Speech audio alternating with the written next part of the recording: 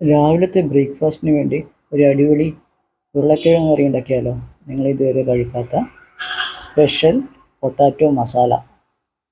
ഇതുണ്ടാക്കാൻ ഞാൻ ഉപയോഗിച്ചത് 2 ഉരുളക്കിഴങ്ങ്, പിന്നെ ഒരു സവാള, ഒരു തക്കാളി, 2-3 പച്ചമുളക്, 2-3 അല്ലി വെളുത്തുള്ളിയും പിന്നെ കുറച്ച് ഇഞ്ചിയും. അതൊക്കെ ചെറുതായി കട്ട് ചെയ്തെടുക്കാം. ആദ്യം ഒരു പാനിൽ കുറച്ച് വെളിച്ചെണ്ണ എടുത്ത് അത് ചൂടായി വരുമ്പോൾ നമുക്ക് കടുകിട്ട് പൊട്ടിക്കാം.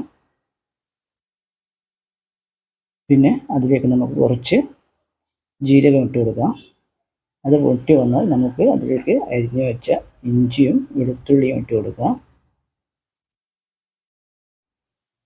ഇനി കുറച്ച് വാറ്റൽമുളകും ഇട്ട് കൊടുക്കാം. വാറ്റൽമുളകിൻ്റെ സാധാ അടിപൊളിയായിരിക്കും. അതിലേക്ക് നമുക്ക് അരിഞ്ഞു വെച്ച ഉരുളക്കിഴങ്ങ് ഇട്ട് കൊടുക്കാം. ഉരുളക്കിഴങ്ങ് വെളിച്ചെണ്ണയിലൊന്ന് വഴറ്റിയെടുക്കുക. ഇങ്ങനെ ചെയ്യുമ്പോൾ ഉരുളക്കിഴങ്ങിന് ടേസ്റ്റ് കൂടും, അടിപൊളിയാണ്. അതൊന്ന് ചെറുങ്ങനെ വെന്ത് വന്നാൽ നമുക്കിതിലേക്ക് അരിഞ്ഞു വെച്ച സവാള ഇട്ട് കൊടുക്കാം. ഇത് ഒന്ന് നന്നായി മിക്സ് ചെയ്ത് ഒന്ന് വേവിപ്പിച്ചെടുക്കുക.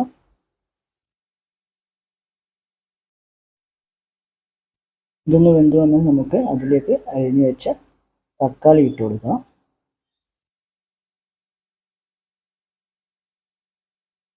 അതൊന്ന് നന്നായി ഒന്ന് മിക്സ് ചെയ്ത് കൊടുക്കുക. തക്കാളിയും ഉള്ളിയും ഉരുളക്കിഴങ്ങൊക്കെ ഒന്ന് നന്നായി വഴറ്റിയെടുക്കുക. ഇനി അതിലേക്ക് പച്ചമുളക് ഇട്ട് കൊടുക്കുക. ഇതൊന്നും കൂടി മിക്സ് ചെയ്ത് കൊടുക്കുക.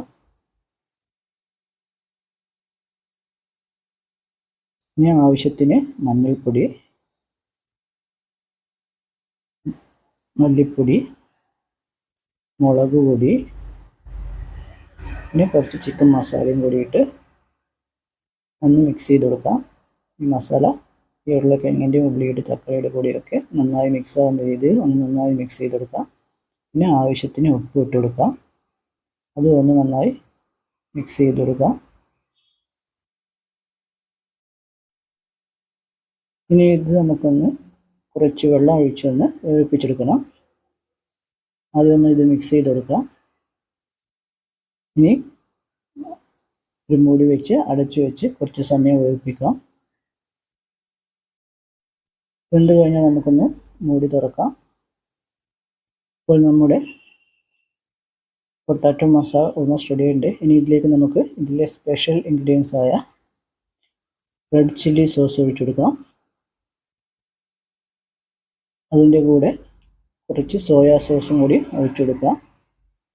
ഇതാണ് ഈ പൊട്ടാറ്റോ മസാലയുടെ രുചി കൂട്ടുന്നത്, സ്പെഷ്യൽ രുചി.